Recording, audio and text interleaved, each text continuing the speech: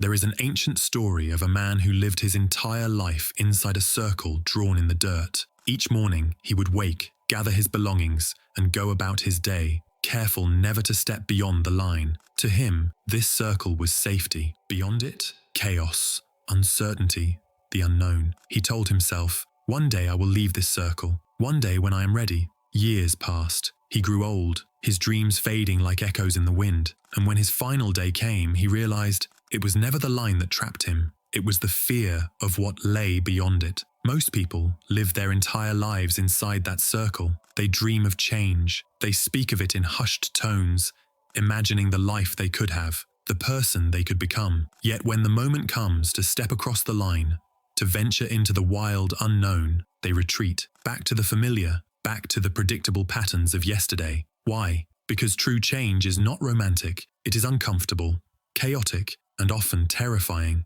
The human mind craves safety, not transformation. It seeks certainty, even if that certainty is wrapped in quiet misery. The familiar pain is more comforting than the unfamiliar possibility. From the outside, it appears as laziness, procrastination, or indecision. But beneath it all, it is the mind's ancient wiring at work. The brain is an organ of survival, not of growth. Its primary function is to preserve you, to maintain homeostasis, to keep you away from threats. And change is the greatest threat of all, because to change is to die to who you were, to let go of the identity that has kept you anchored, even if that anchor drags you to the depths. When you try to break free, your nervous system responds with fear, your heart races, doubt whispers in your ear, the body tightens, you feel the walls of the comfort zone closing in, urging you to turn back. It is not weakness, it is not a flaw, it is design. But why does the circle feel so safe, even when it is suffocating? Because the unknown terrifies us more than suffering we have learned to live with. It is easier to stay in a job you despise than to risk the uncertainty of chasing your purpose. Easier to remain in a toxic relationship than to face the silence of being alone. Easier to wear the mask you've always worn than to strip it away and meet the world as you are. This is the paradox of human nature. We fear the storm beyond the shore, even when we are drowning on land. The mind equates familiarity with survival. Your brain has been wired, through evolution and survival instincts, to favor predictability over possibility. The body's primal urge is not to grow, it is to stay alive. And so, when you stand at the edge of change, the nervous system whispers, "Go back, stay where it's safe," even if safe means unfulfilled. This is not weakness, this is biology. The ancient part of your brain, the amygdala, cannot distinguish between a lion in the tall grass and the risks of starting a new chapter. Both trigger the same chemical alarm. Cortisol floods the bloodstream, the heart quickens, muscles tighten. Anxiety rises not because you are incapable, but because your physiology is urging you to retreat. And so, most people obey. They step back inside the circle. They call it being realistic or waiting for the right time. But deep down, they know the truth. They are negotiating with fear. Yet, here lies the deeper, more spiritual truth. Every time you surrender to fear, you shrink, not just in action, but in spirit. Growth demands that you step willingly into discomfort, not recklessly, but consciously. It asks you to break the contract with the part of you that only seeks survival, and align instead with the part of you that longs for transcendence. Because beyond the line, beyond the familiar, beyond the terror of the unknown, that is where transformation lives. That is where the self you were destined to become waits patiently. Ralph Waldo Emerson once said, "Do not go where the path may lead. Go instead where there is no path and leave a trail." But most people never stray from the beaten path. They choose the road most traveled, the one worn smooth by the countless footsteps of those who chose ease over evolution. Because to walk into uncharted territory is to step into the unknown, into discomfort. It is to become the pioneer of your own life. And that is no small ask. The easy path is seductive. It offers the illusion of safety, the warmth of familiarity. But beneath its surface lies stagnation. Growth never happens where everything is predictable. There are no sharp edges to navigate, no winds to push against, no storms to weather. The ones who rise above mediocrity are those who make a quiet pact with discomfort.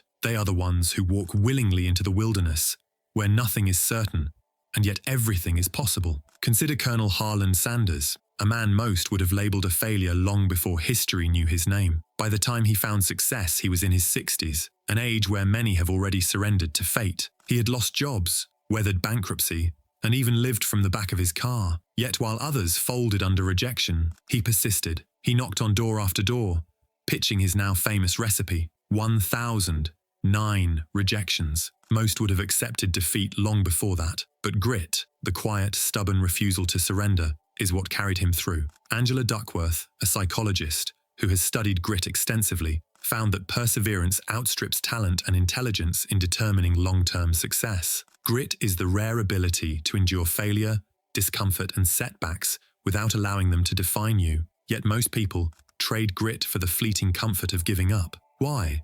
Because the mind is wired to avoid pain, not to seek greatness. For many, the terror of failure is stronger than the desire for success.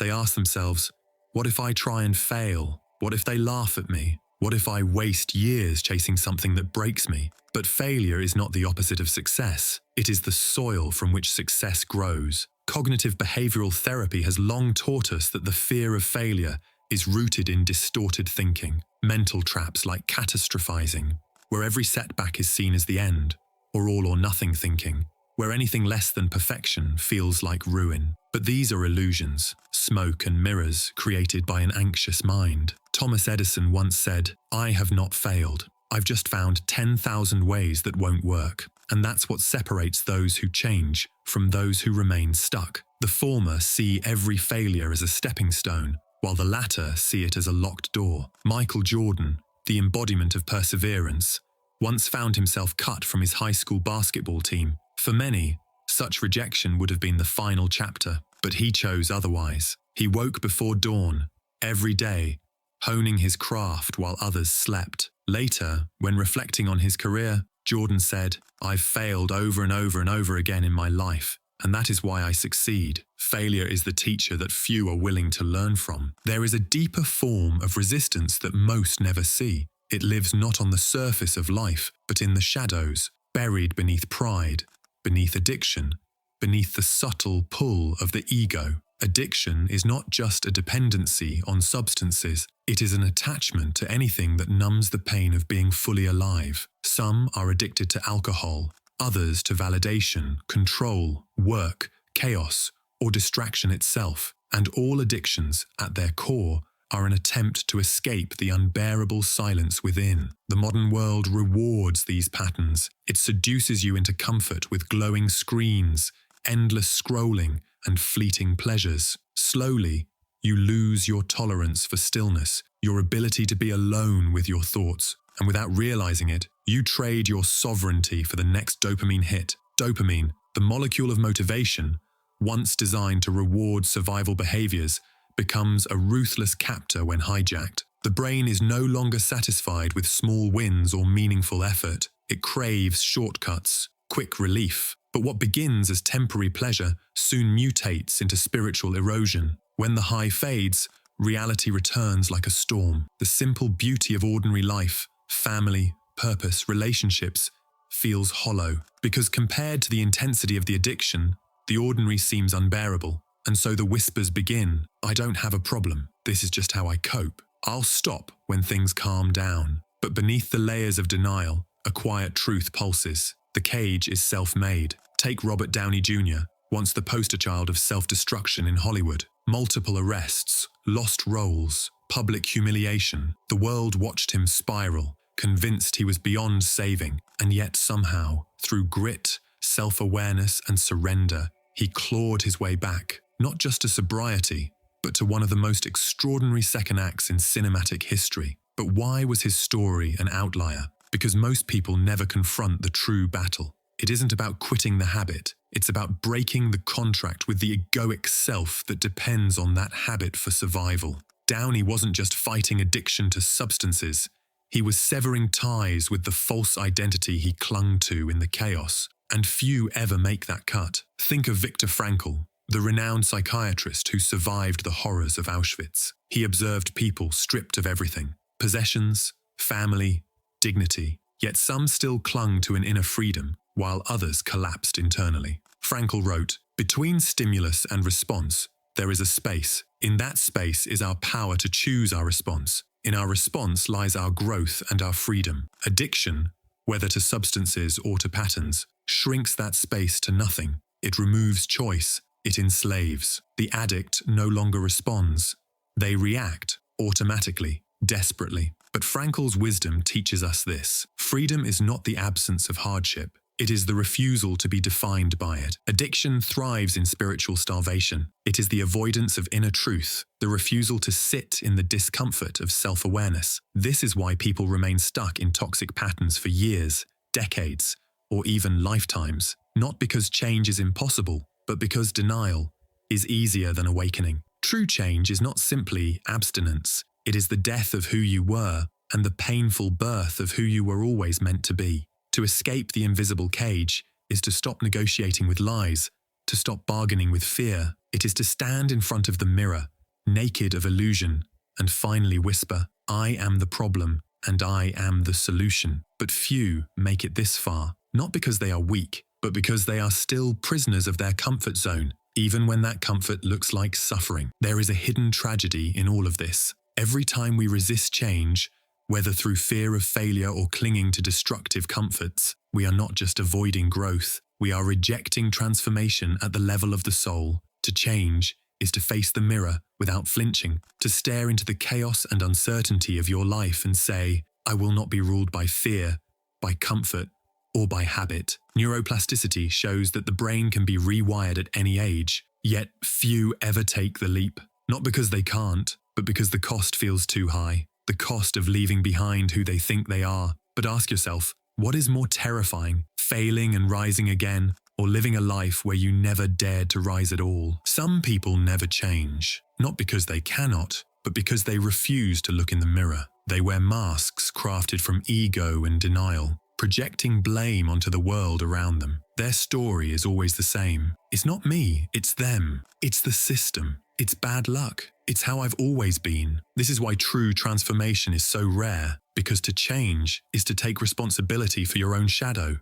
Narcissists are the clearest mirror of this. Trapped within a fragile illusion of superiority, they cannot afford to see themselves clearly. To admit fault would shatter the image they worship, the false self. This is why narcissistic personality disorder is so resistant to healing. The ego defends itself with ferocity, even when everything is crumbling. Nietzsche warned us, whoever fights monsters should see to it that he does not become a monster. And yet, how many become the very thing they swore to resist? History is littered with kings, politicians, leaders, and creators who fell, not because they lacked brilliance, but because they lacked humility. Their refusal to evolve destroyed them long before the outside world did. They became prisoners of the sunk cost fallacy, unable to walk away from broken empires they built, too invested in the lie to free themselves. But change, real, soul-deep change, is always possible. It is the quiet doorway you pass by every day but seldom walk through.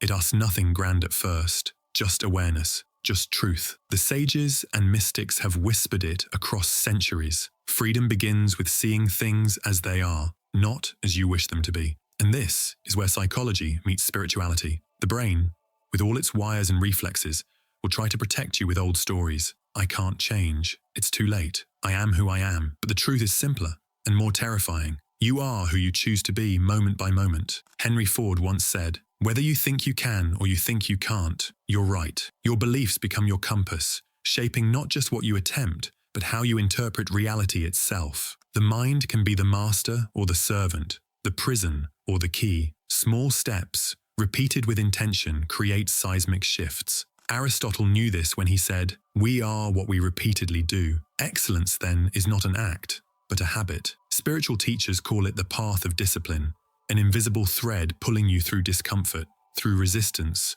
through every voice in your head that tells you to turn back. If you can improve by even 1% each day, the compound effect transforms your life exponentially. The math is simple, the journey is not, because the journey asks for more than effort. It asks for surrender. It asks you to become comfortable with uncertainty, to see fear not as a wall but as a guidepost. The presence of fear is not a warning to stop. It is an invitation to grow. Cortisol may rise, the heart may race, but these are merely the body's way of testing your resolve. John A. Shedd wrote, "A ship in harbour is safe, but that is not what ships are built for, and neither are you."